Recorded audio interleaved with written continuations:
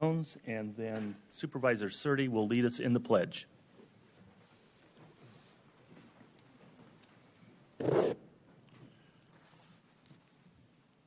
Let's ask the Lord to join us. Father, you told us in your word that we were not born out of season, that was decided before the foundation of the world. And the Apostle Paul said not only that, but the very borders where we serve was determined. So this is our time and our place. And I pray, or I thank you, that my place is Pinal County. We have good leaders, good law enforcement. I pray that you will give them wisdom and the courage to stand up against evil in these uncertain days. And I pray that you would officiate or join us for this meeting. In Jesus' name, amen. Amen. And now please join me in the pledge. I pledge allegiance to the flag of the United States of America and to the republic for which it stands, one nation, under God, indivisible, with liberty and justice for all.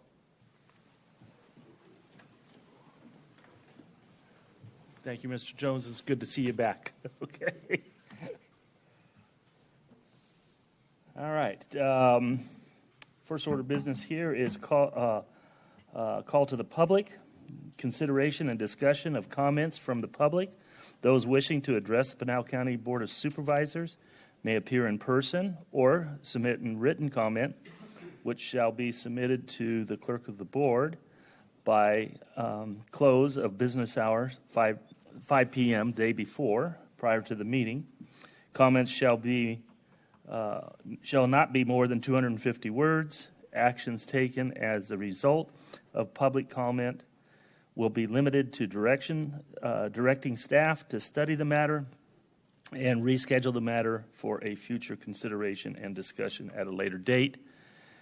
And I do know that the clerk has received a public comment that she's going to read into the record right now. And then I'll call on the public next. Good morning. My name is Candace Gold-Aper, and I reside at 7031 West Bushwood Lane in Florence. I have one question. Why is the Board of Supervisors entertaining the idea of looking for a new candidate to fill a position that has been filled for 7 years? As an informed citizen, I followed the last 2 elections carefully. For the last one, I worked as a poll observer, and despite the hullabaloo with Maricopa County, ours in Pinal went fairly smoothly. I would suggest that was due to the strong supervisory leadership of the present director. Why fix something that isn't broken? When an office is working well, why risk the loss of associates by hiring someone from the outside? This often happens because of 2 factors. The most obvious one is that actions like these indicate to the others there will be no upward advancement. Therefore, why bother remaining in a dead-end job? The other reason is that new managers often decide to do things their way by making expensive changes, causing associates to leave. In the last election, the biggest issues concerned the voting machines and whether or not they had the capability of being tampered with. Changing personnel won't change that. Thank you for your time. Thank you, Natasha. Okay, is there anyone from the public that cares to address the Board of Supervisors? Please come forth and name and at least a general location, and you have 3 minutes. Okay. Good morning, Chairman Miller and members of the board. My name is Nancy Hawkins. I reside at 3251 East Jackpot Lane in Casa Grande. And I want to say that, first of all, I appreciate the fact that you put the recruiting of a director on the board agenda last time, so we were able to review it and to see it, that you made it an open and transparent process. One of the things that you said as far as recruiting one of the alternatives or one of the options that you had was from recruiting within, and I do think you have the talent available to do so. My personal experience, having worked with several companies before creating my own, is that when they brought in new people from the outside, most often we saw a lot of changes, sometimes not necessarily better, most often not better, and most of the time myself and most of the other staff or agents would leave just because of it. In fact, I always did. I liked Supervisors Kavanaugh's recommendation that he put out, that the appointment of a director be put under the Board of Supervisors' direction. The delegation of responsibility for appointments has been an issue for decades everywhere, from the local government up to the federal government, and a huge issue for the people who elect you. I, along with, I think, many others, feel that the responsibility belongs with their elected representatives. And myself, personally, having worked with elections for over a decade, many years now, I would not be rigid on making a law degree part of the criteria, as you have done that in the past. And during my time and working with elections, filing petitions, getting consistent and accurate election information, or even getting a person on the phone was not a positive experience. I can tell you now that I almost always get somebody on when I call. I can get good and accurate information, and service is notably better. I would hope that what you have recently put in place would be something that you would consider leaving there for a while and at least let them prove a track record and produce or prove to you their capabilities, as I think you would be pleased. I think that any of the election issues that you may be facing are from your prior directors and personnel, not necessarily the current. Once again, I want to thank you for putting this process on your agenda and making it an open and transparent process. I would ask that you continue to do so, and maybe along with that, add the elections and including redistricting and any of the related issues and bring it up before the public. I thank you for your time. Thank you for your comments. Is there anyone else that would like to address the Board of Supervisors at this time?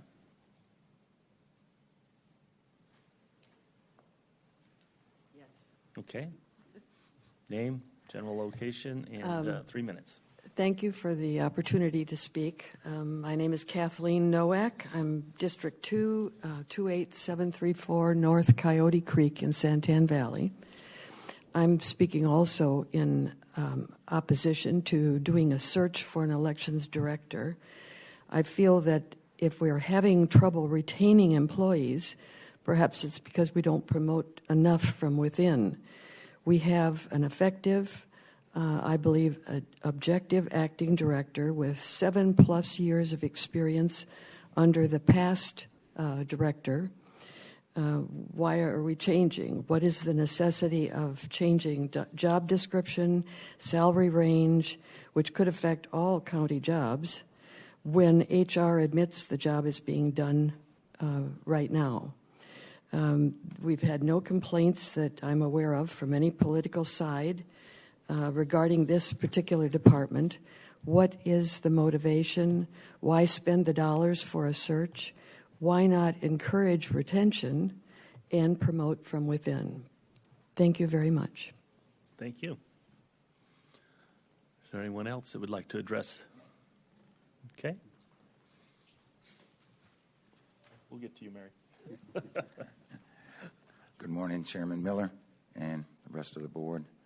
The last two speakers. Your name and I'm general sorry. ideas. Yes, my name is Dan Dooley. I'm in District 2. I live in Magma Ranch. Okay. The two previous speakers basically encompassed what I was going to say today, but I would like to, and this is in relation to the election director position. Back in May, I believe that Mary Ellen Shepard made a presentation. It was a very good one. But I had a couple of thoughts about that. It talked about recruitment, retention for employees currently employed by the county.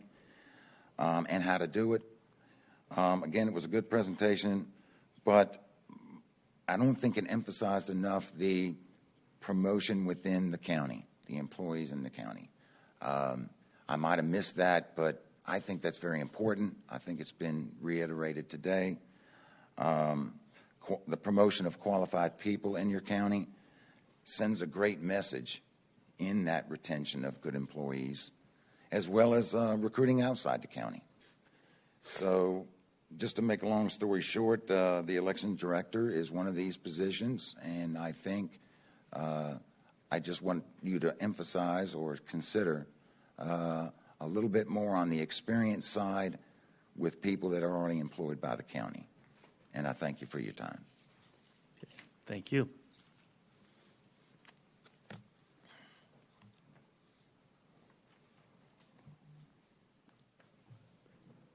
Good morning, Chairman Miller. Good morning, Board. Thank you for your time this morning. I have Your comments. name, a name. Mary Rodriguez. I live at 1532 East Irene Drive, Casa Grande. Thank you. I wrote my comments down for the time limit. I'd like to make comments about the election director position being considered. County elections is now moving into the next election cycles of 21 and 22, but at the same time, as a historic audit is being conducted by Maricopa County that is being watched by the whole country. The results are not in.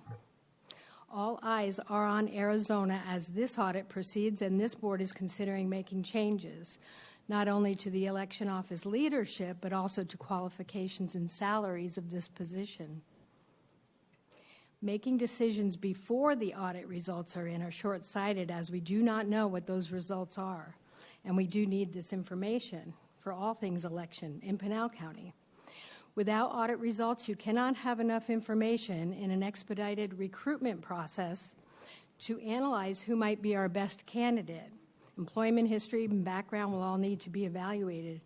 When the audit results are published, we will be provided with insight into this county's election systems and processes and any possible areas of concern.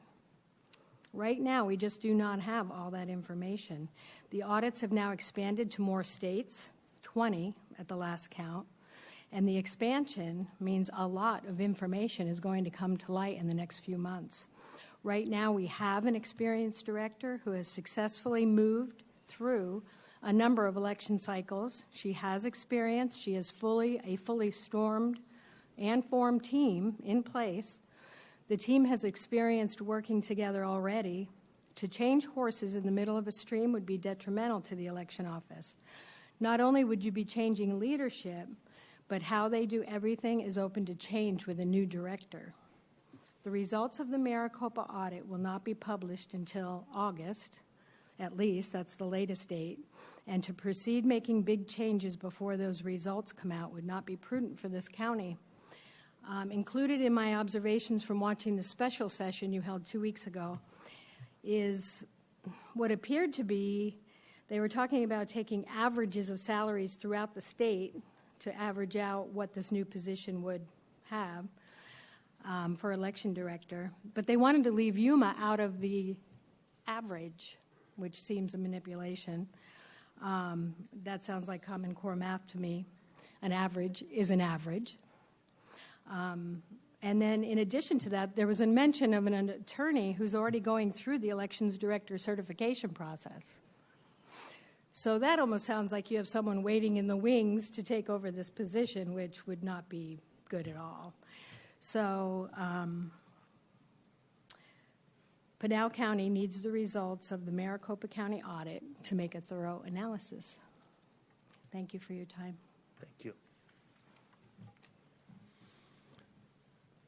Is there anyone else that would like to address the Board of Supervisors this morning?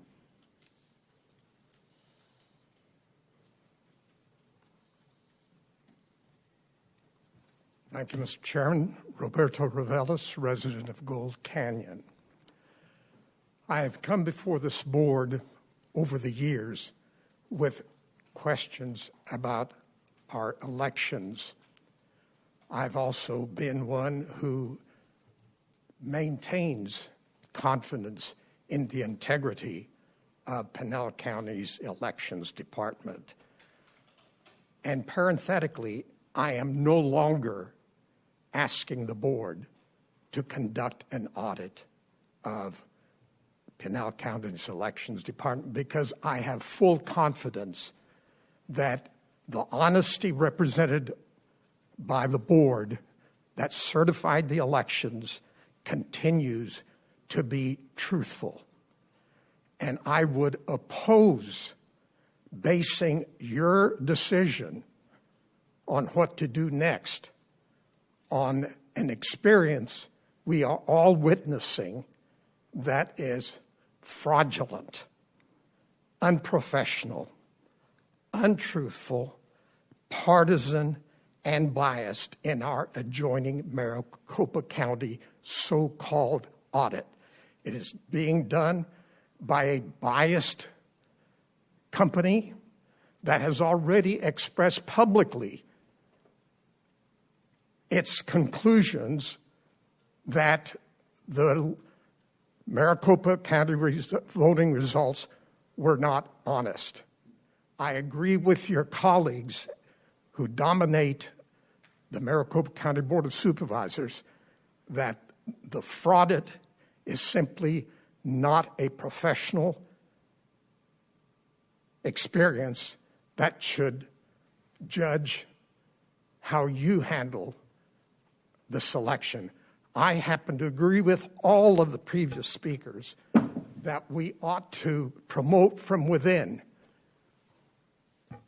We say this is a wide open opportunity county that should hold true for helping our own employees feel that they have an opportunity to reach their full potential. And I strongly agree that it should be the selection of the next elections director should be from within. But I totally disagree that we should be guided by the scandalous example of what's being done at the Veterans Coliseum in Phoenix. Thank you, Mr. Chairman. Thank you. Okay. Anyone else would like to speak to the Board of Supervisors at this time? Okay, seeing none. Move us to item number 2 on the agenda, presentation of the public health recognition, the first 14 community partners who offered COVID-19 vaccines. I think, Tasha, there you go. I'll let you take it from here.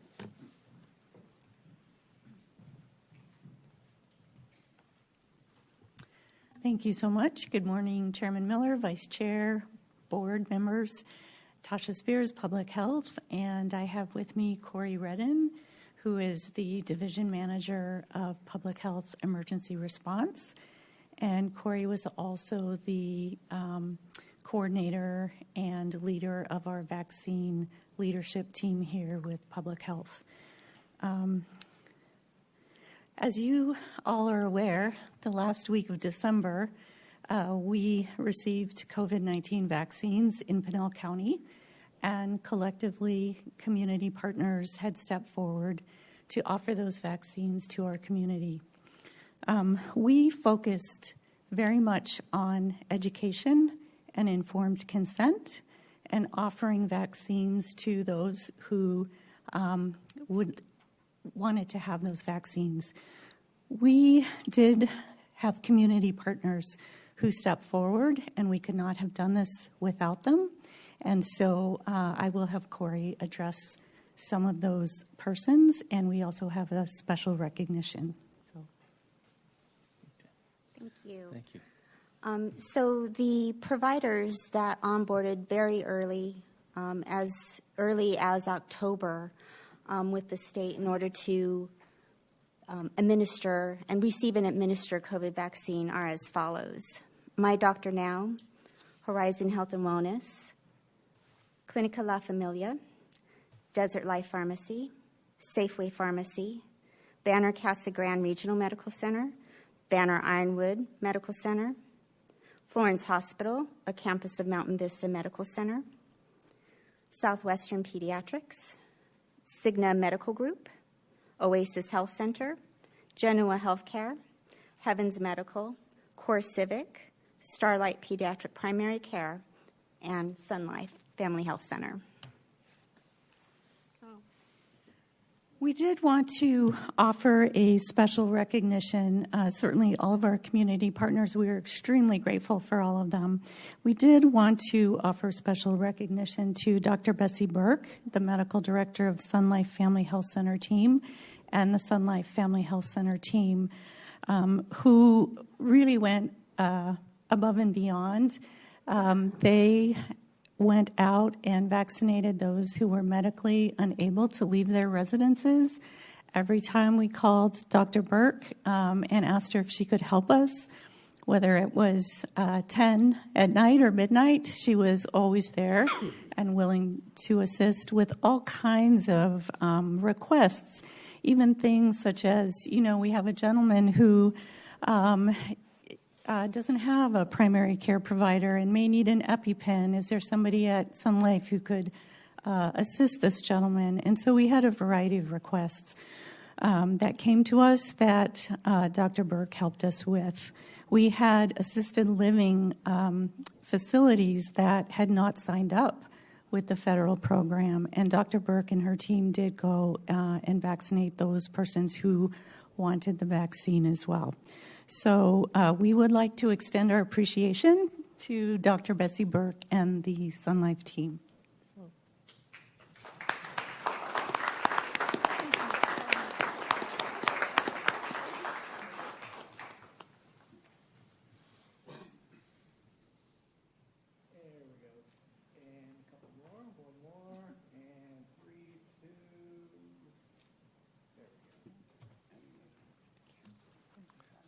Doctor, would you like to say a few words? I just would like to say thank you, and thank you to my team, because it's never one person that does these things. But Sun Life's mission is to reach all of our communities, whether they're our patients or not. And so we took that to the next level, and with the assistance from a lot of supplies back and forth with the county, we were able to accomplish that, and we still look forward to doing that throughout the year. Thank you very much. Well, thank you. And I really think that this is an example of, I think, Pinal County throughout. We really do act as a community from border to border, and Sun Life has been a great partner for years in our county. Thank you so much, and thank you to your team for playing a great part in getting this vaccine out. So thanks again.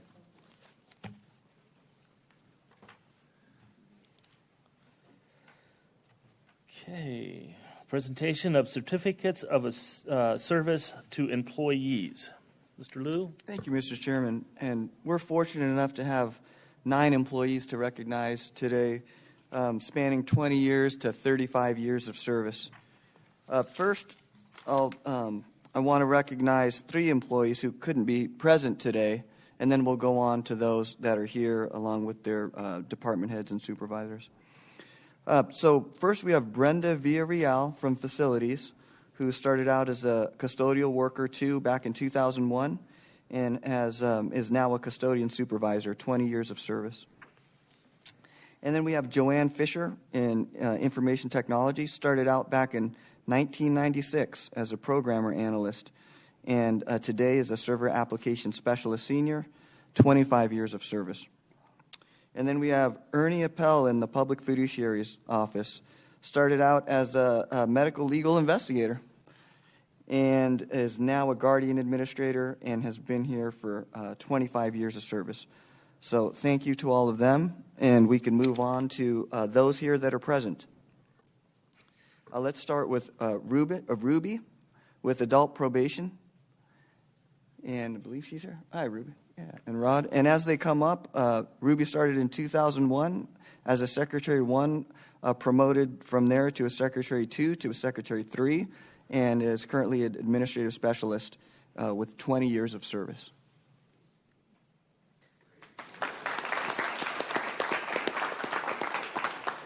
I believe Mr. McCone was going to go ahead and. Are you going to say a few words, Ron?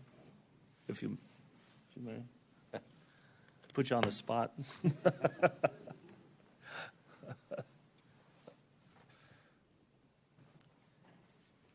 Thank you, Chairman Miller, members of the board. Leo, thank you very much. Ruby is about as humble as anybody you'd ever meet, and we almost had to drag her screaming here today. What I will tell you about Ms. Duñez is she personifies the excellence in Pinal County. She started here as sort of a work experience program through DES, and 20 years later, she is perhaps our most valuable employee with adult probation. 20 years later, you can tell that she started when she was age 11. I was going to say, wasn't it?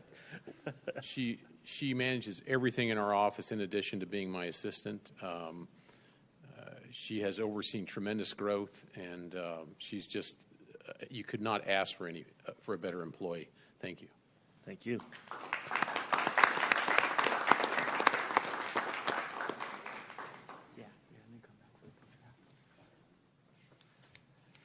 Next, we have Hector Madrid with the Assessor's Office. Started way back as an appraiser's aide in 1986. Was promoted to Appraiser 2, then to Chief Appraiser, and now Appraisal Administrator. 35 years of service. Well, thank you, Mr. Chairman, members of the board. I'm happy to give out this award this morning. When I took over as assessor in 2013, I didn't know very much about the assessor's office, and Hector came in right away, coached me up, told me what I needed to know and what to pay attention to. So it was like Coach Madrid for me when I first started out. And he started in the assessor's office when Ronald Reagan was still president, so it's been a while. And the county has obviously changed. But one of the great things about Hector is that he grew in the job, became the head of the appraisal department in 2020. I'm sorry, 2000. And so as Pinal changed, Hector's one of those employees who changes with the times. And he was ready and led his team to looking at now we're doing things differently and dealing with statutes and so on and property tax, which is extremely complicated, as we all know.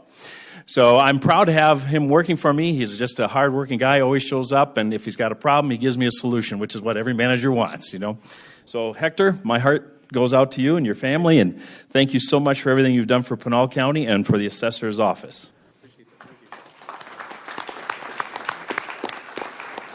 Thank you. Did we lose the photographer? We'll do a group. We're going to do a group photo at the end, okay? Yeah, you can tell the 35 years. They get bigger as you go every 5 years. Next, we have John Murillo from IT. Was hired back in 2001 as a computer network specialist and was promoted to IT engineer and has 20 years of service.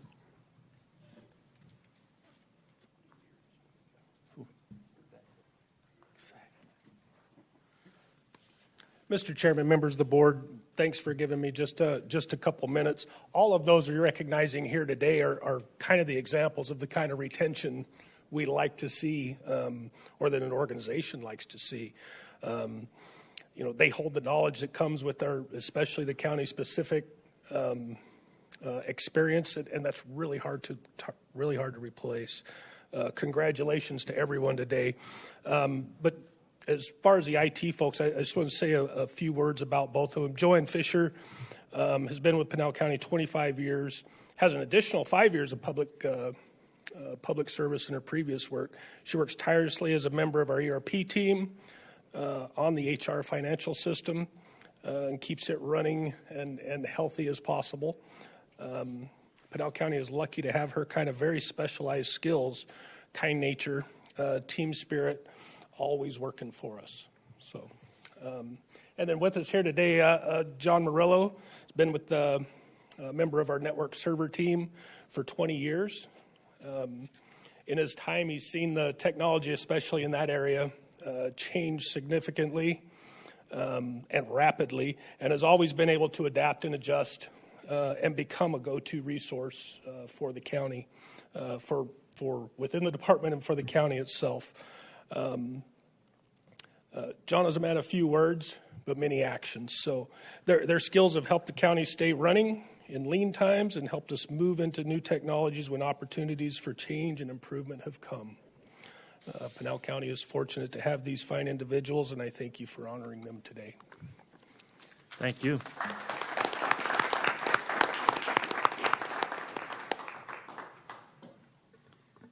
Next, we have Andrea Kipp with Pinal County Sheriff's Office. Started back in 1991 as an account clerk 2, was promoted to personnel technician, and then again promoted to program coordinator, and then again promoted to administrative supervisor. 30 years of service.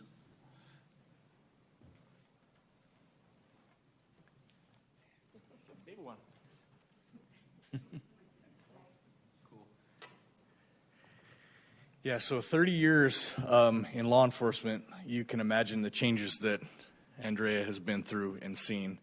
And she's always been a hard worker, dedicated to this county, dedicated to her profession.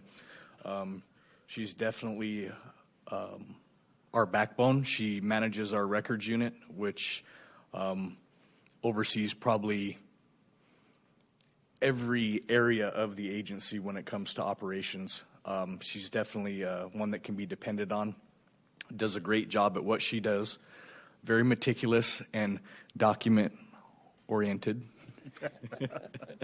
So can't say enough good things about Andrea and the staff that she leads. So thanks, Andrea. Appreciate it.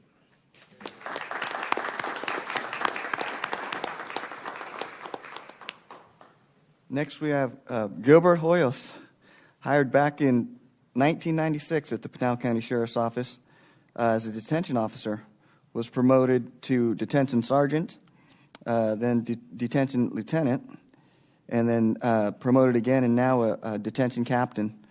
25 years of service.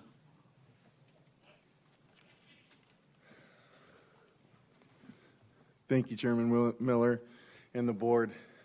The man we have standing here is a perfect example of what it means to be a lifelong county resident and loyal to a degree that I have never been able to see in another type of law enforcement officer. His greatness started when he was a young kid here in Florence, young punk kid running the streets, winning the state championship for Florence high school baseball team.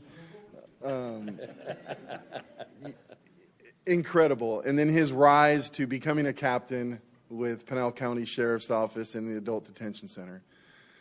But truly, all of that prepared him to be a great father and a great husband. And that is what's most important about Gilbert Hoyos, in my eyes, is his greatness as an employee only comes from his greatness as a father and a husband. So thank you, Gil.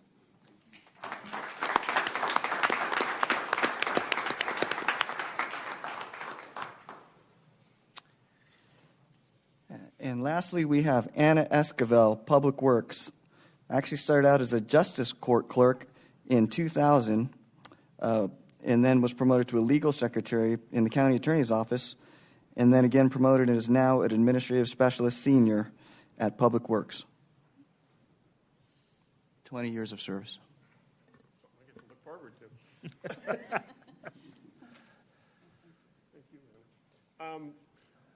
We received Anna she came over from Fleet for, I don't know, what was it, about 4? 2 years? I thought it was, okay. Anyway, my bad. 2 years ago, and so she's working with us now in Public Works. She's been a trooper, and she's a great team player. And these are the people that really make working for Pinal County so much fun, is to hear these stories and to see these people. So I'd just like to say thank you to Anna and keep up the good work. I hope we can get you for at least another 10. You get a bigger picture.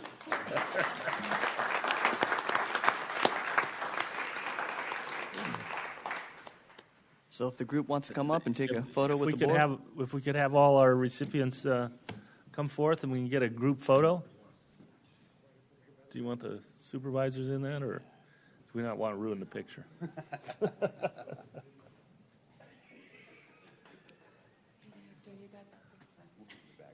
Yeah.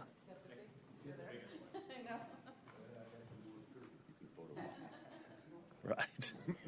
Let's scooch over this way, everybody. That way a little bit. so she has, because ran out of room on the end. Scooch down, scooch down. Move to the right. To the right. One more right there. The other right. No. Somebody's right. Just a tad, one more. There you go. And everybody looking right here. Whoop, can't move over just a little bit. Nope, you're good. There you go. And 3, 2, 1. Going to do a few here. One more. 3, 2, 1. And one more. 3, 2. Very nice. Thank you.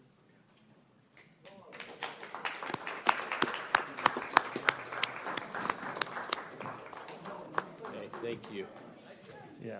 Thank you to the dedicated service of these employees, and it is one of the things that I really truly believe that Pinal County kind of excels at times. So, thank you for all that good service.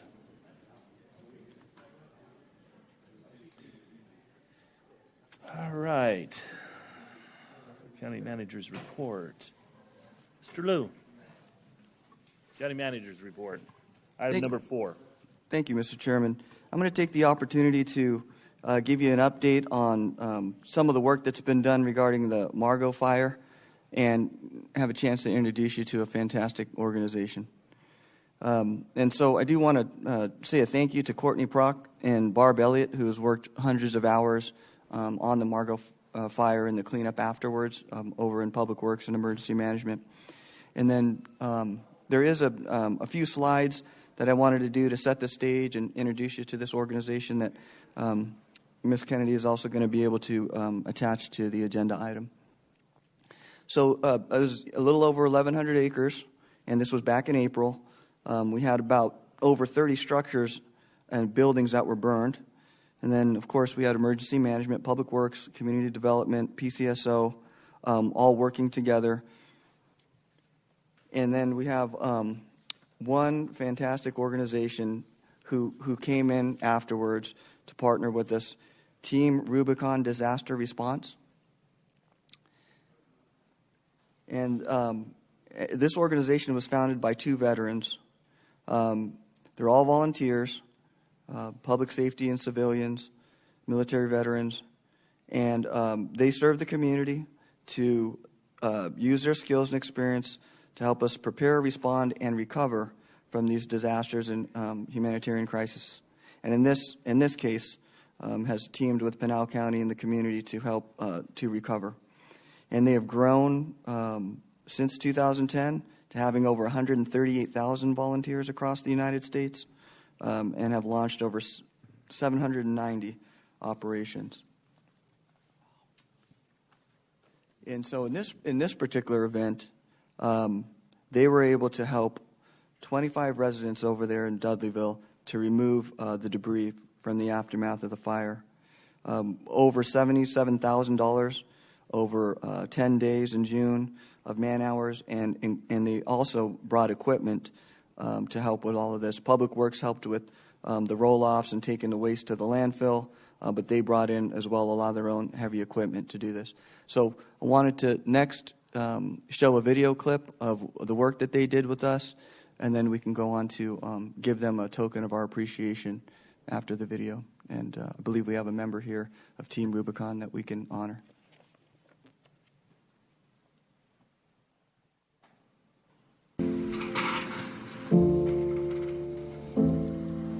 We're in Dudleyville, Arizona, and this was somebody's house right here. We meet people on usually their worst day. I mean, this guy here, I don't know how long he's been living here, but believe me, he was not planning on his house burning down, and he was looking at this big old mess yesterday. Today he's going to come by. I told him, I said, come by in the evening, and it's going to be ready to get some permits and start building. It's not necessarily community cleanup, but more the role of trying to get their properties, their residential homes, the debris removal and disposal so they can come back and start the process of rebuilding.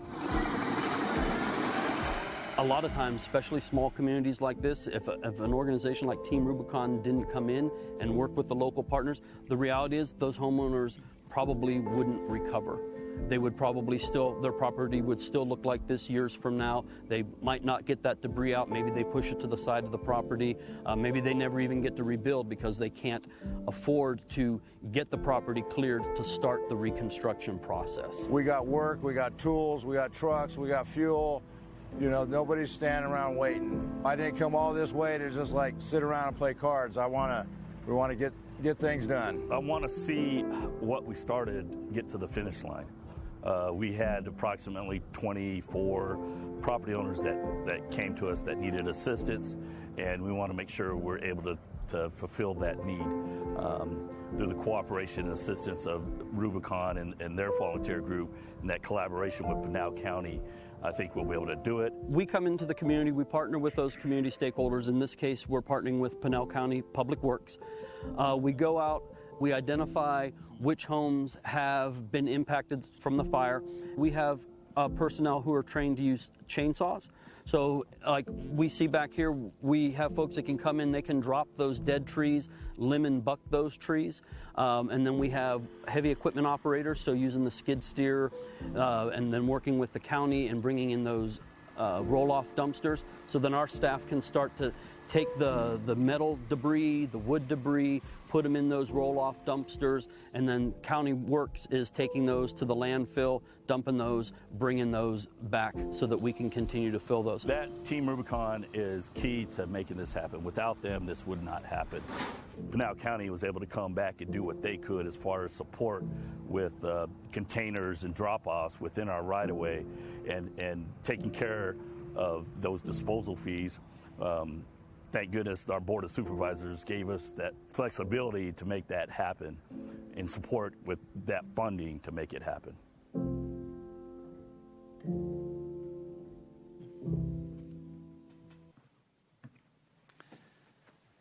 Thank you, Mr. Chairman. Supervisor Kavanaugh, did you want to make a presentation to Rubicon for this? Sure thing. Very impressive. Well, I'll have to say, after the Dudleyville fire, the smoke was put out, and we visited Dudleyville, and I said we're going to need 100 volunteers and lots of dumpsters and help to get this thing cleaned up. And then maybe a week later, I heard about Team Rubicon, and they were coming to help out. And I said, who's Team Rubicon? They said they have about 100 volunteers and equipment to get things squared away. So boy, was I relieved. And Team Rubicon came, but they didn't come alone. Another group came from the Southern Baptist Association, knowing that 100 or so Rubicon workers were living in cots, and they were in an empty building, and they're going to need to be fed. So we thank those folks as well, because without them, Team Rubicon would have had a real hard time doing their job. So I want to thank all the men and women of Team Rubicon for leaving your homes all around the country and coming to help us here in Pinal County. Team Rubicon consists of lots of retired public servants, veterans, and just good people who decide to become everyday heroes for people they don't know. And today we have a presentation for you, and that's just a small token of appreciation and recognition of a job well done. So, thank you. Who's here? Who's here from Team Rubicon? Please come forth.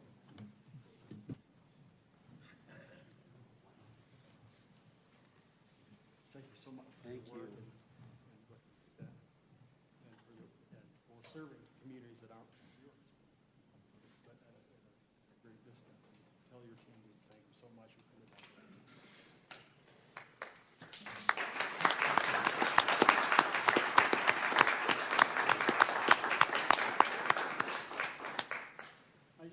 Yeah, can you speak into the microphone and identify yourself? And thank you so much. My name is Sam Brokenshire. I'm on the incident management team for Team Rubicon. I've responded to over 50 incidents around the country. And our partnership with Pinal County is an example that we're going to try to replicate. Just by having Barb and Courtney in our command center, coordinating things, it was a perfect example of how we work well with different communities, and something we really need to replicate and continue to do around the country. And it was a pleasure serving you. Thank you for letting us serve again. Thank you. Thank you.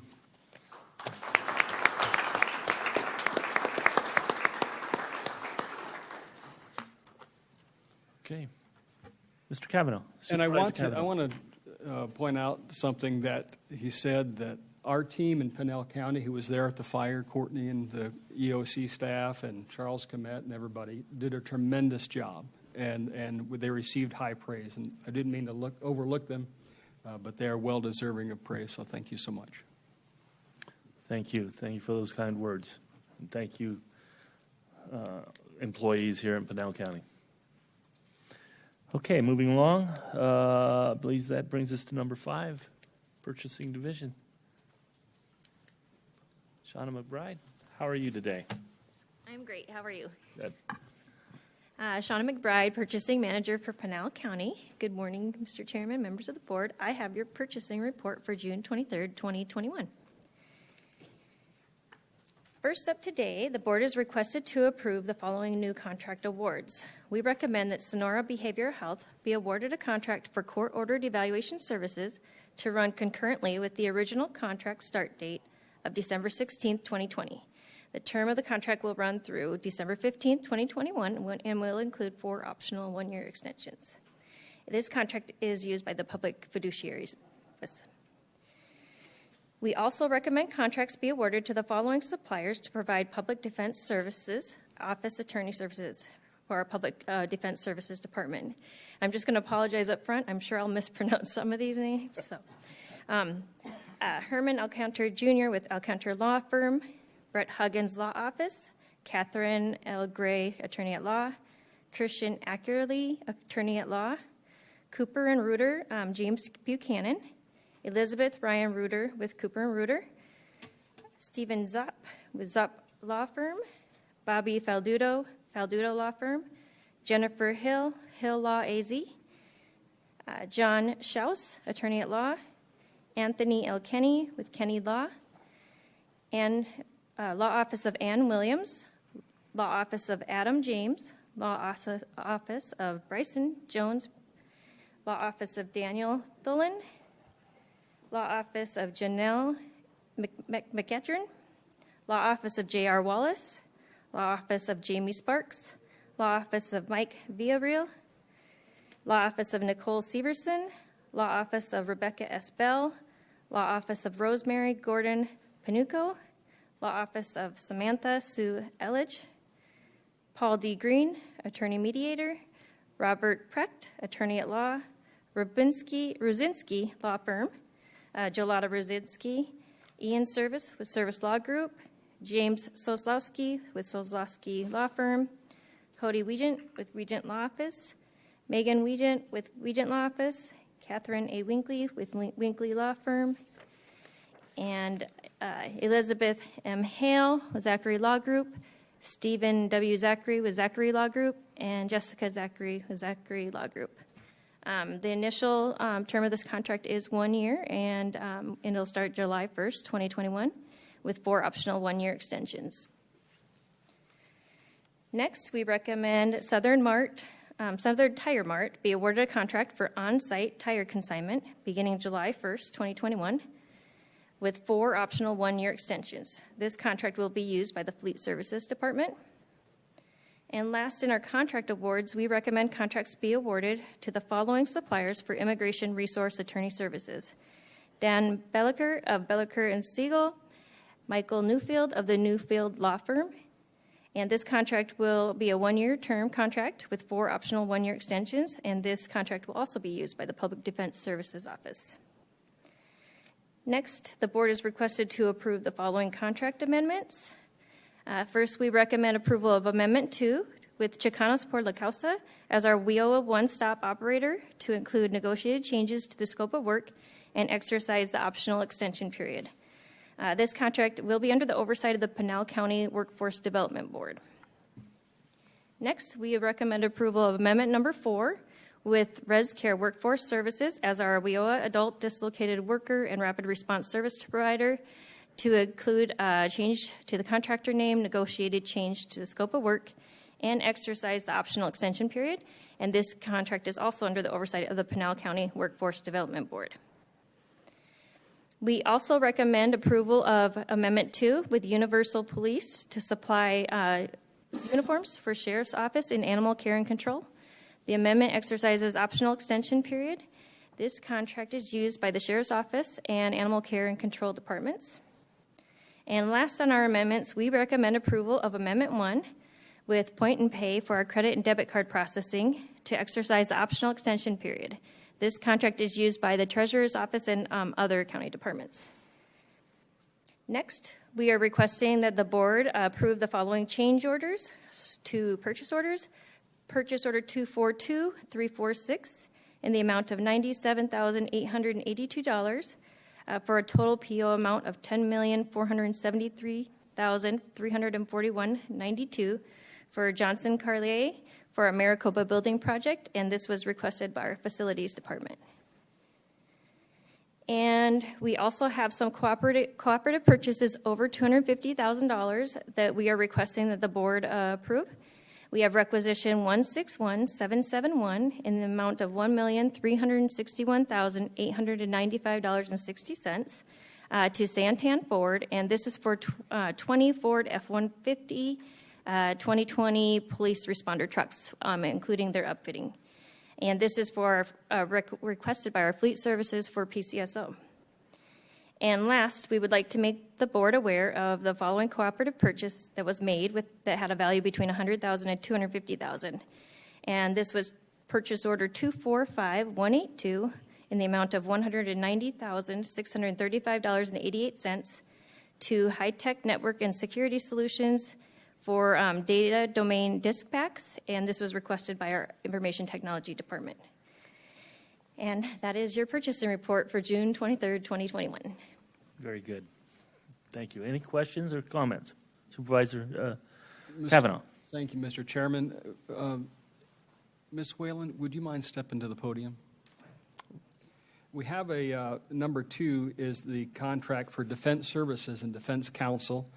And I want to just point out how important it is to have representation for indigent people, and part of that, a big part of that contract is a bevy of attorneys who are working at less than probably market rates to defend the accused, and this is important. We have Miranda, which was a case right here in Arizona that you have the right to an attorney, and before you're questioned by the police, if you wish. And so would you just take a minute and explain a little bit what you expect from these attorneys and a little bit about what they do for the public and why it's important that we have public defenders on contract? Absolutely. Thank you, Supervisor Kavanaugh, as well as Chairman Miller. So that's a lot. I could go on for quite a while, but of course, I appreciate your comments and your recognition that criminal defense and public defense is extremely important. And it's not just important to our clients, which, of course, it's important that we protect their constitutional rights, but also to the community, and that they are given an opportunity to have real confidence in the criminal justice system when they know that people are being represented well and that high-quality representation is occurring. These contractors, actually, most of them have been working for Pinal County for many, many years and providing really outstanding work. I mean, since I've been here, I've been really impressed with the quality of representation and the amount of work that these folks have been doing for this county for many years. For the most part, they're either providing criminal defense work for adults charged with felonies or misdemeanors. Some are providing representation for our juveniles in the delinquency program or delinquency courts, but also a large number of these folks are providing services in the dependency courts, so where parents and children are facing severance. All of that work is done by contract in Pinal County, whereas many of the other areas of practice are primarily done by the Public Defender's Office with spin-off contract work done by the contractors. So you do have a large bank of business here. They do a lot of work in the courts, and I really do believe that they're providing great representation. What's happened, why you haven't seen this before, if you've been here for a while, is that historically in Pinal County, the contract was managed by the Superior Court, and I think I kind of warned Leo that he might need to jump in here because this sort of his vision that's coming to fruition after many, many years. So I came in April of 2020 as right in the middle of the pandemic. And it was my goal or my task to put this all in place. So this is, a year plus coming. But so the goal was to move the management of that contract out of the courts and into Public Defense Services, which is a new department. There's a lot of reasons for that. I think that things have gone well, by all accounts, with the court managing it. But if you look at the bigger counties in Arizona, this is sort of where people go once you start growing and getting bigger. There also is the American Bar Association does say that the best way to provide this type of representation is for an independent office. And so the county was, I think, kind of getting in line with that. And so I guess I'm not sure if I've answered all your questions. I think so. I think it's important to note that not everybody accused of a crime is guilty of a crime. Absolutely not. That's why we have the representation. And I have stories from being a defense attorney or working for a defense attorney. But appreciate what you do and the service to our community. Well, thank you. And if I could just have one quick minute. This has been a monumental task for not just the Public Defense Services, but for Shauna's department, the procurement department. I mean, first of all, they've never done anything like this before, I don't think. And so Tiara Peterson and Shauna I bet that they're just a lot happier than I am that this is over and they may not have to see my face for a while. But it has been like, Shauna will get on a call in the morning and say, I was falling asleep last night, I had a new idea about how to get this done. And so they really have been incredibly supportive and had to really do a lot of gymnastics to make this work for the county and for the contractors. So I really appreciate that department. Thank you. Yeah, and I'll just add a comment because I was around when the idea came, and I totally support it. And I think having an arm's length between the courts is a good idea, as well as the representation is really good. And I think another one of those little technicalities, you get the conflict where one attorney can. So that is what kind of ends up with a large lineup of potential attorneys. But it's working, and thank you for all the hard work to put that together. I know Leo and I have talked about it for a long time, and it's great to see it come to fruition. Well, thank you, and I appreciate the support of the board and Leo from the beginning. Thank you. So, well done. If I could just comment, it was 8 years ago that we sat down with the presiding judge. He was just seated, Stephen McCarville, and today is the culmination of the transition. So thank you. Very good. Okay, it still brings us to what's the board's pleasure on the purchasing division report? Mr. Chair, I'd like to make a motion that we approve the purchasing division report dated June 23rd, 2021. Do I have a second? Second. I have a motion and a second. All in favor signify by saying aye. Aye. Aye. Opposed, say nay. Ayes have it. Very good. Thank you, Shauna. Have a great day. Thank you very much.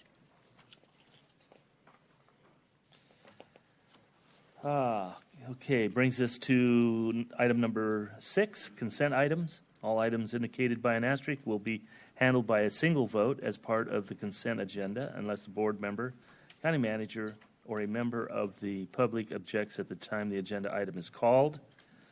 I am going to remove C, and I also have a request to remove AX. Anybody else on the board have any other requests? County manager? Anybody from the public? Seeing none, can I have a motion?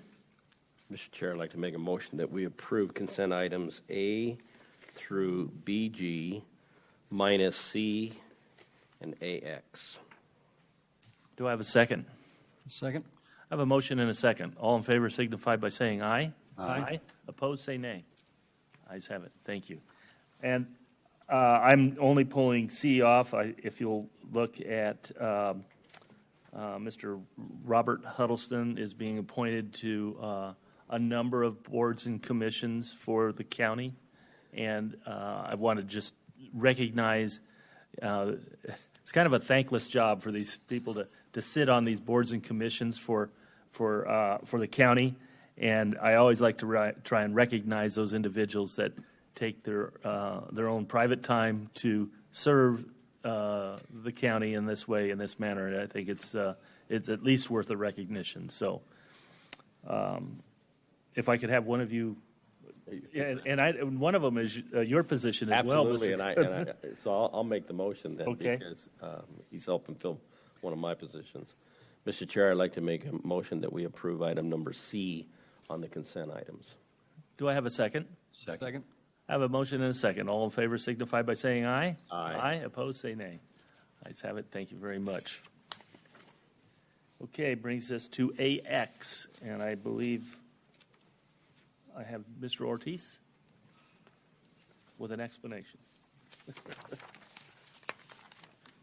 Good morning, Chairman Miller, Board. Joe Ortiz, Pinal County Public Works. Staff asked to have this item pulled, more of a clarification.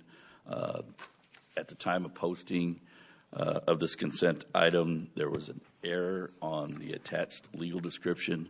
It had the wrong name of Skyline when it should have been Thundercloud. Since that point, we've made the correction and attached it to the correct resolution. So at this point, you're good to go. So just as a point of clarification, that's all. Okay. Okay. Very good. Board's pleasure.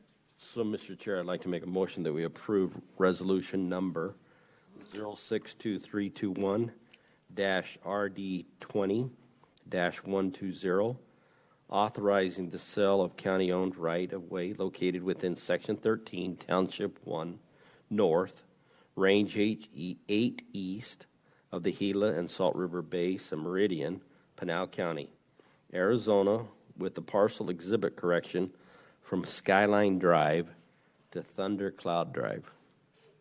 Okay. Do I have a second? That was an excellent motion. I'll second that. Okay.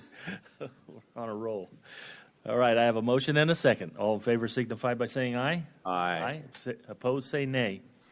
Ayes have it. Thank you. Moves us to, it's going to move us to actually action number 7, but I need to recess the Board of Supervisors meeting, and we'll open up the Pinal County Library District Board of Directors. And I believe there's nothing but consent here. Okay, item number 1 is consent items. All items indicated by an asterisk will be handled by a single vote as part of the consent agenda unless a board member, county manager, or a member of the public objects at the time the agenda item is called. Does anybody want anything removed from the Library District Board meeting? No. Seeing none, do I have a motion? Mr. Chair, I'd like to make a motion that we approve consent items A and B. I have a motion. Do I have a second? Second. I have a motion and a second. All in favor signify by saying aye. Aye. Opposed, say nay. Ayes have it. So I'll adjourn the Library District Board meeting, and we will open up the Pinal County Health Services District Board of Directors meeting. Again, we have consent items. All items indicated by an asterisk will be handled by a single vote as part of the consent agenda unless a board member, county manager, or a member of the public objects at the time the agenda items are called. We have 2 items, A and B. Anybody want anything pulled? Hearing and seeing none. Board's pleasure. Mr. Chair, I'd like to make a motion that we approve consent items A and B as presented. I have a motion. Do I have a second? Second. I have a motion and a second. All in favor signify by saying aye. Aye. Opposed, say nay. Ayes have it. The Public Health Services District meeting is adjourned, and we will reopen the Board of Supervisors meeting. And I make sure I'm in the right spot here.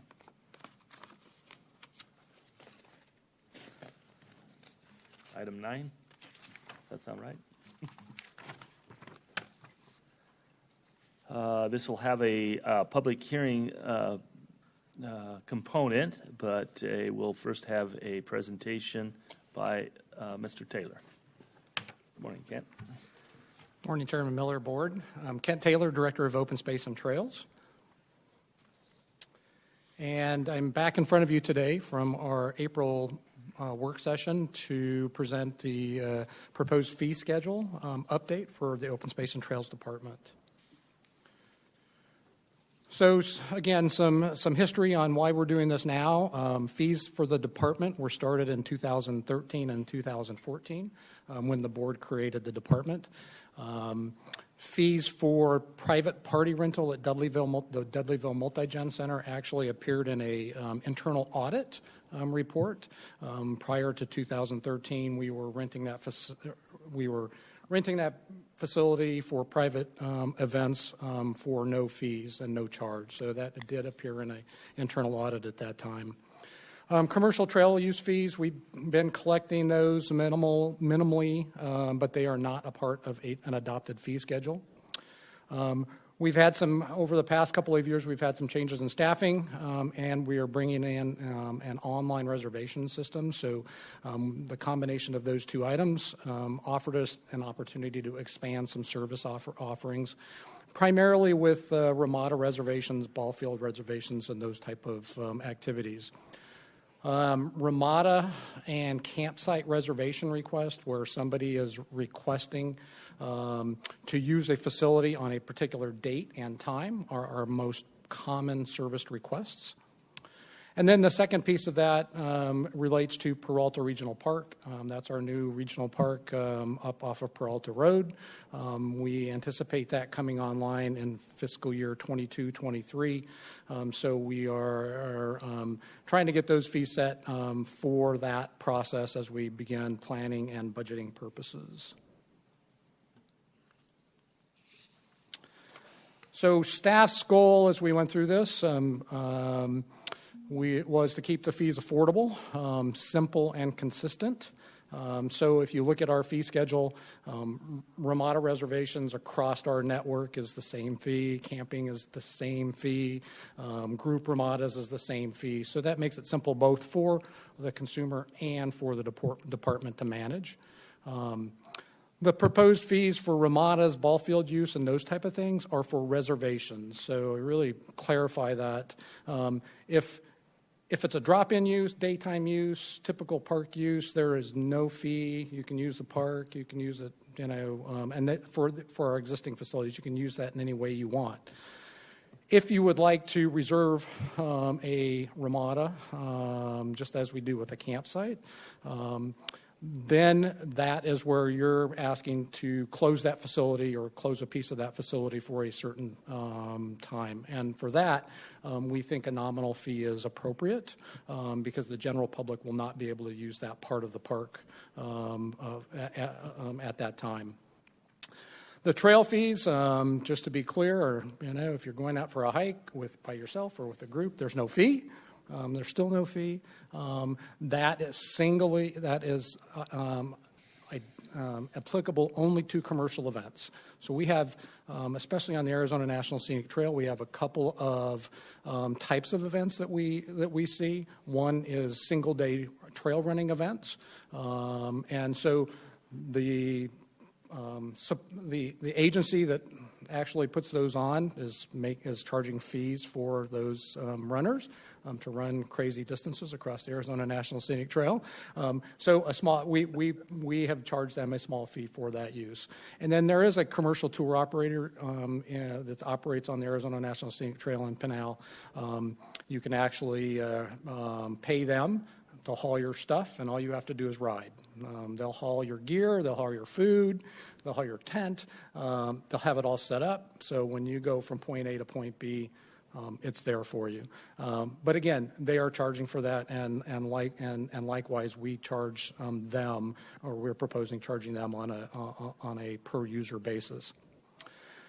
So some from the National Recreation and Park Association, NRPA, the average fee capture rate for a park and recreation agencies across the country is about 25%. So most park and rec agencies are garnering about 25% of their operating budget from fees and revenue sources, other revenue sources. And closer to home, I communicate with my neighbors to the north and to the south, two very different park and recreation agencies, but they have capture rates. Maricopa County gets about 91% of their budget from fee and revenue collection. On the other end of the spectrum is Pima County, and they're getting about 10.5% on an annualized basis. So we did take this to our Open Space and Trails Advisory Commission in March. The commission voted 6-2 to recommend that the Board of Supervisors move forward with the fees as proposed. Some of the concerns that came up during the discussion, bullet points there, fees of any amount are a burden to low-income areas of the county. There was been some sense that the county is currently funding operations and maintenance with limited or no fees, and that we should continue down that path.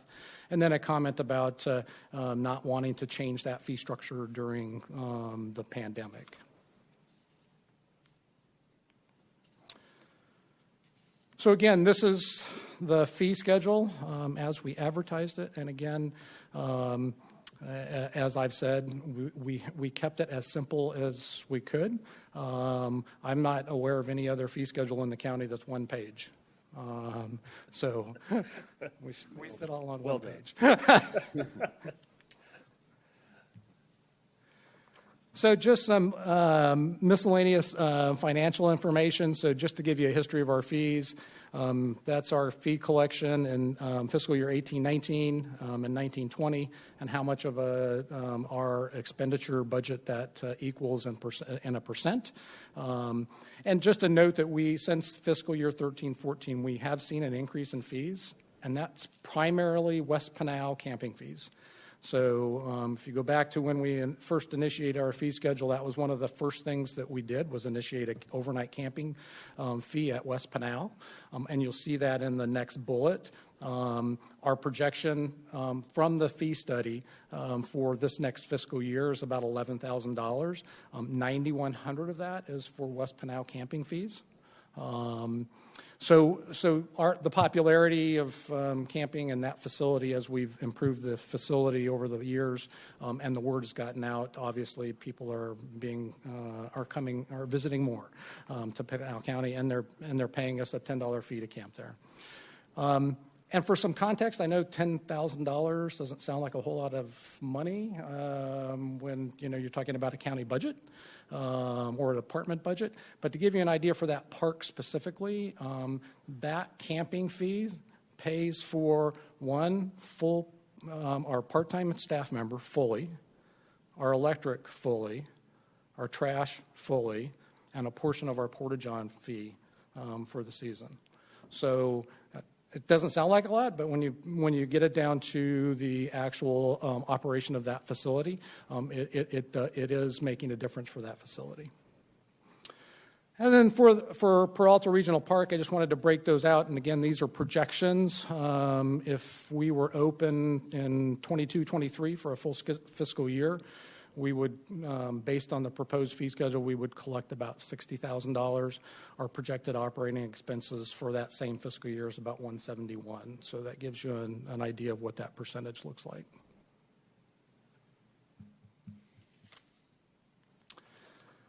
And so the fee options, and as we discussed in April, adopt the fees as we've presented, and that's the staff recommendation for existing facilities and Peralta Regional Parks. You can certainly adopt the fees as presented, but direct staff to pause some or all of those fees to a future date, or you can adopt fees in a different amount than we presented. That's the policy decision for the board. And at that, I'm happy to answer any questions. Any questions or comments? Mr. Chairman? Yeah. Thank you for your presentation. I'm looking at pages 6 and 7 of the Pinal County AZ Open Space and Trails Fees Report, February 2021. And consistent with your presentation, a lot of the fees we ask for don't cover the services we provide, the hard costs. Is that right? That is correct. That is correct. I think and I'd have to look at that page, but I think there might be one fee that fully covers our projected cost. Everything else is a small portion of that. Yes. Okay.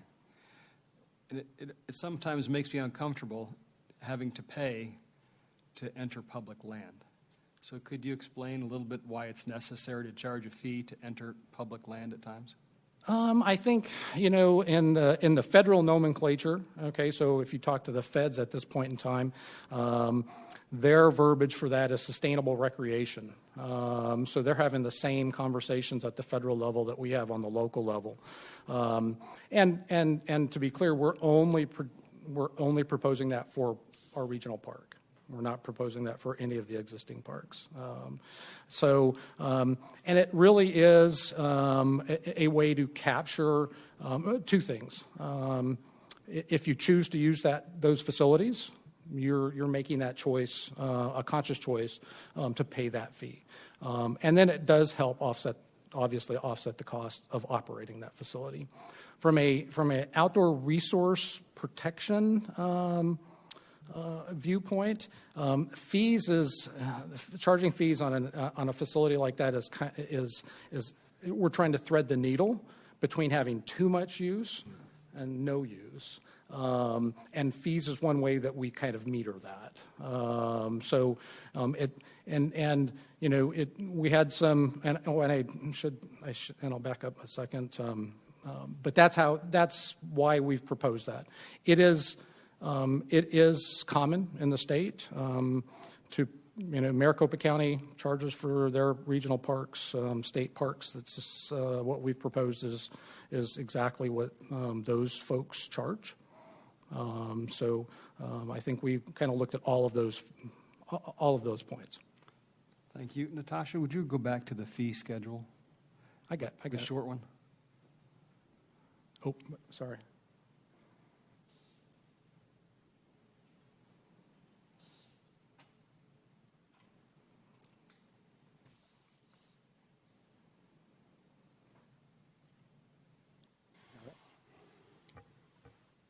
There we go. So in my estimation, none of these look really out of line. And I think perhaps the other supervisors will agree with me that the fees seem reasonable and necessary. A Ramada, $10. That just makes sure that the folks show up and it's not denied for someone else. Ball field reservations. How did you come up with the $40? So through the study, and we looked at our neighboring neighboring jurisdictions. I will tell you that municipalities charge typically over $100 for a ball field reservation. So we were just, again, trying to find a common balance in there. I think we looked at the cost, a percentage of the cost we were going to do to maintain and make it similar to the light charge. So again, trying to keep it simple. And for historical purposes, Supervisor Kavanaugh, so I've been doing this since 2013. It's probably been since 2015 that we've actually had a request to reserve the field for a specific date and time. Okay. So most of the use is dad and son or mom and daughter or whichever combination going out and practicing, or a little league team going out and using it for practice after school, in which case there is no fee. Okay, good. Thank you, Mr. Chairman. And if I could, Chairman, just one thing, because I don't want to forget. So we did do the posting and the notification, and Natasha was really good at keeping me on track. So we did have one public comment come in that 60-day timeline, and some misunderstanding of the trail fees, which I think I clarified for the gentleman, and then just a comment on Peralta Regional Park that his preference was that we don't charge fees for the first couple of years, 2 or 3 years. Okay. And that was We'll add that was the extent of the comment. We'll add that to the public hearing portion. Is that correct? Chairman, I did not physically receive that comment, so I don't have anything to read into the record, but we can add it to the record and just state that it is included in the record. Okay. Supervisor Surtee. Yeah, you gave a projected figure of $60,000 for fees if Peralta Park were opened. How did you arrive at that projection, since you really don't know that people will use this park, and how did you come up with that? So that was that's why it took us from October to February to do the fee schedule. So we used the best data that we had from our own personal use. What we used from a camping perspective and a day use perspective. So our day use perspective is from our trail counts in the area. So we have a regional trail in the direct vicinity, Lost Gold Mine Trail. We have 3 trailheads that we capture trail counts on. So we used that number to extrapolate a potential day use. And then our camping numbers came directly from West Pinal. So we had a similar type facility that had similar type camping and maybe with a little less amenity, definitely less amenities, but we used that camping number. So I know you have a huge staff and a great big department. When this park does get open, will there be promotions like this state park department does? I mean, how will people even know that we're open for use? We intend to have a grand opening and have that promotion, most definitely. And God willing, if you approve the budget on the 7th, I will have staff for that. So, all right, thank you. You're welcome. Classic. Anybody else? Any questions or comments? All right, looks good. I think it's right in the zone of it's not unreasonable, does help offset some of the cost, and I think also if somebody pays something, they probably give it a little more respect while they're there. That's typically, they've had some skin in they have some skin in the game. And I know that there's times that the use gets very high in and around the cities. I mean, that you can't even get a reservation sometimes. So. And it's great to see people be able to use these facilities, but again, if we can offset some of the costs, it's good too. Well, and for Supervisor Surtee, so we've been we're working on Peralta and the design, and so I'm the wet blanket in the room because unlike you, I don't know what the visitation is going to be, and it's our best educated guess.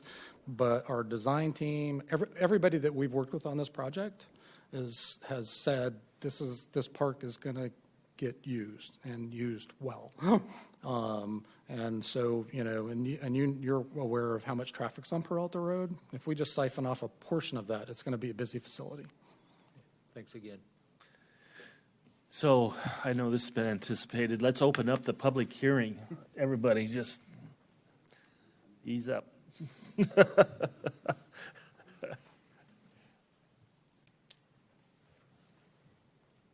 Good morning, Chairman Miller and supervisors. Can you identify yourself? Yes, my name is Elizabeth Butler. I'm from Apache Junction, and I'm here representing myself, but in the interest of full disclosure, I have been on the Open Space and Trails Commission since its inception.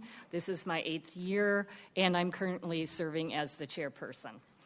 I'm here to ask you to approve the fee schedule, and at the risk of repeating what Director Taylor just said, I had a few points that I wanted to go over.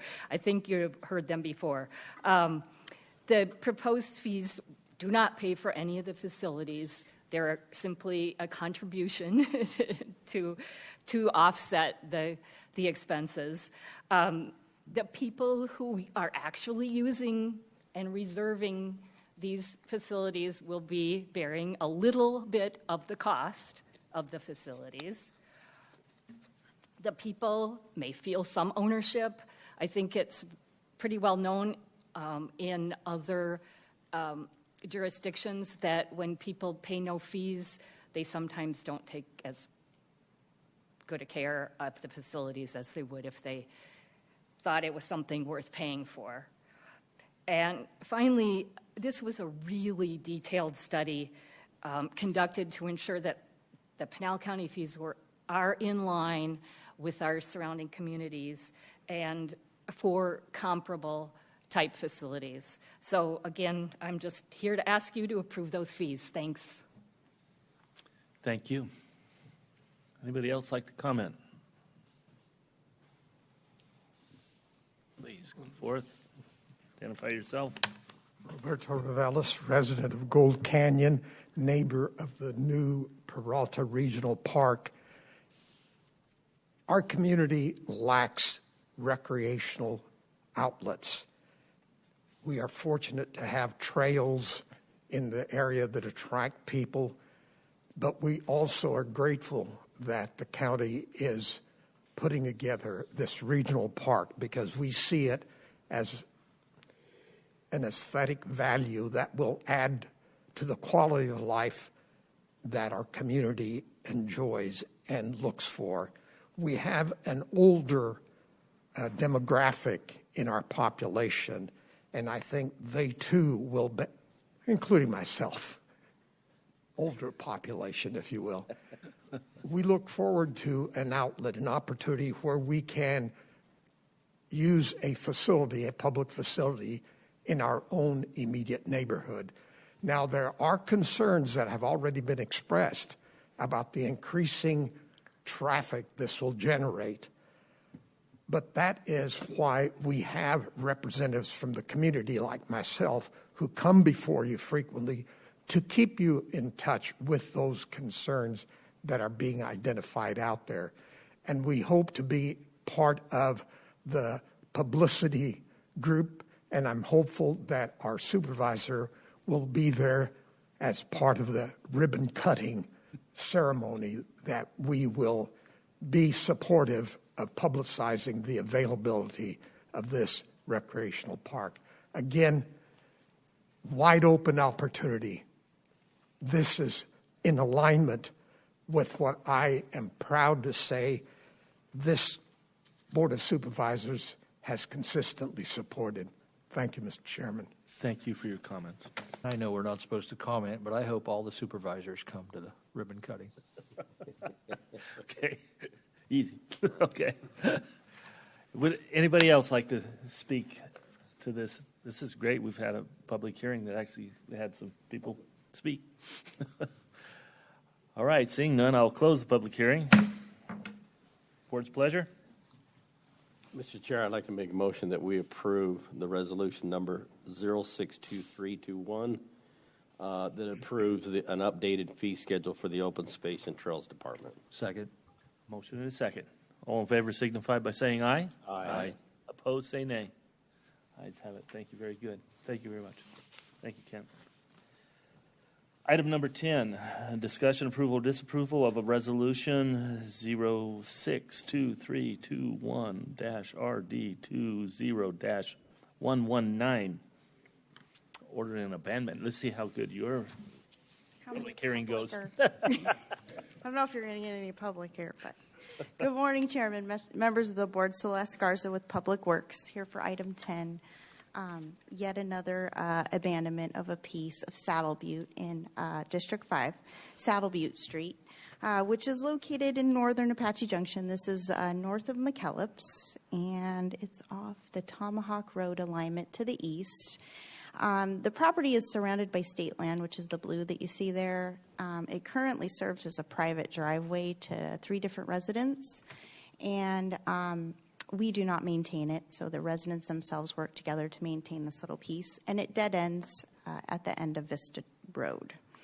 The legal or physical access to those properties will not change, and the alignment doesn't sit on a half mile or mile for our future grid system of improvements for roadways. Utilities do agree with the abandonment. This is a photo that's looking at the beginning of the Clark parcel to the east, so towards the Superstitions, and this is looking to the west towards Tomahawk. The road that we maintain is behind the maintenance truck there. That is all I have. Do you have any questions of me? Any questions of Celeste on this one? I do, I guess. Okay. Thank you, Mr. Chair.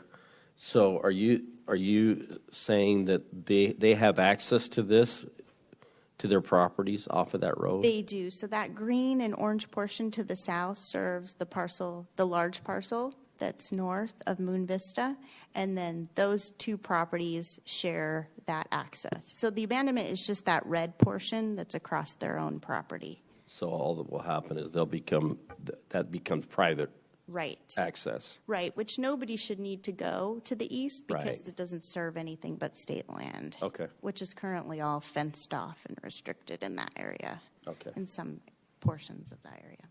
And there's no opposition. No opposition, no. Good. Let me open up the public hearing. Anybody from the public like to comment on this item? Look at them come. Seeing none, well, I'll close the public hearing. Board's pleasure. Mr. Chairman, I move that we approve resolution number 062-321-RD20-119, ordering the abandonment and extinguishment of an easement comprising a portion of Saddle Butte Street, 30 feet wide, commencing at Vista Road and proceeding west to Tomahawk Road for approximately 165.28 feet, located within Section 3, Township 1 North, Range 8 east of the Gila and Salt River Base and Meridian, Pinal County, Arizona, Supervisor District 5. I don't know if I had to read all that, but that's my motion. I'll give you a trick later on. Okay, I have a motion. Do I have a second? Second. Motion and a second. All in favor signify by saying aye. Aye. Aye. Opposed, say nay. Ayes have it. Thank you. Moves us to item number 11, discussion, approval, disapproval of an award of, what? 2105211TN. Hi. Donna. Shauna McBride, Purchasing Manager, Pinal County. So I'm here to discuss the approval of our award of 210521, our invitation to negotiate for a purchase and sales agreement between Pinal County and AGW Holdings for a Town of Florence development project. This sale is made pursuant to the county's Economic Development Authority under ARS 11-254.04 as part of a redevelopment plan in conjunction with the Town of Florence.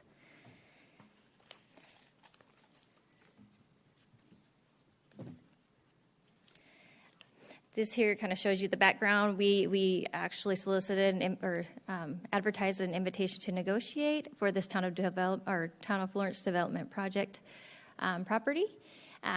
We wanted to negotiate with a supplier who provided the best value to the county. We had one response to our invitation to negotiate, was with AGW Holdings.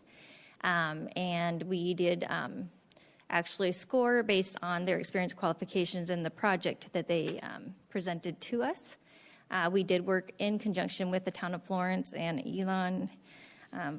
I'm going to get Valander, who's our Economic Development Director for Town of Florence, so they are aware of the project, and we just want to award this. Okay. Any questions? Vacant land. Board's pleasure. Mr. Chair, I'd like to make a motion that we approve item number 11 as presented. I have a motion. Do I have a second? Second. Motion and a second. All in favor signify by saying aye. Aye. Aye. Opposed, say nay. Ayes have it. Thank you. Thank you. Have a good day.